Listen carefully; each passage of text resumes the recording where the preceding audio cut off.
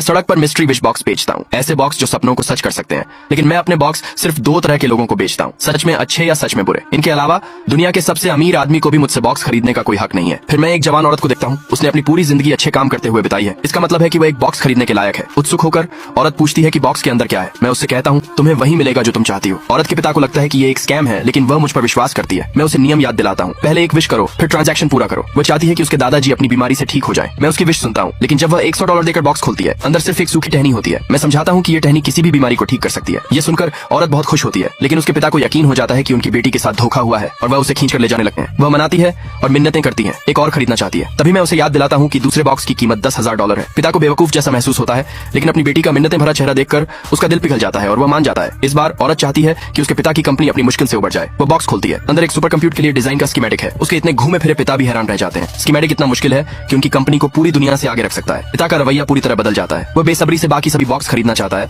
लेकिन मैं उसे बताता हूँ कि वह इसके काबिल नहीं है। इसलिए वह अपनी बेटी से बस एक और खरीदने के लिए कहता है। लेकिन तीसरे बॉक्स की कीमत सीधे $1 मिलियन हो जाती है। पिता उत्साहित होकर कहता है कि 10 मिलियन भी इसके लायक होंगे। औरत अपनी पूरी जिंदगी की बचत से पेमेंट करती है। इस बार वह मजबूत बनना चाहती है, अपने परिवार की रक्षा करने के लिए काफी मजबूत। लेकिन बॉक्स में एक फटी हुई पुरानी किताब है। आसपास खड़े लोग उसकी बेवकूफी पर हंसते हैं। फिर भी औरत किताब में बताए गए तरीकों को प्रैक्टिस करने की कोशिश करती है। फिर उसके पिता धीरे से उसकी बांह को छूते हैं और उन्हें ऐसा लगता है कि उनकी पूरी बांह टूटने वाली है। औरत बस अपना हाथ थोड़ा सा ऊपर उठाती है और पास का कूड़ेदान तुरंत टूट जाता है। तभी उन्हें एहसास होता है कि यह एक पुरानी मार्शल आर्ट मैनुअल है। अब औरत एक और बॉक्स खरीदना चाहती है, लेकिन मैं उसे बताता हूँ कि एक व्यक्ति के लिए लिमिट 3 है। निराश होकर वह चली जाती है। जल्द ही वह हॉस्पिटल पहुंचती है, देखती है कि उसके दादाजी की सांसें रुक गई हैं। उसका दिल टूट जाता है। अचानक उसे बॉक्स से टहनी याद आती है। जब वह उसे अपने दादाजी को देती है तो वह तुरंत ठीक हो जाते हैं।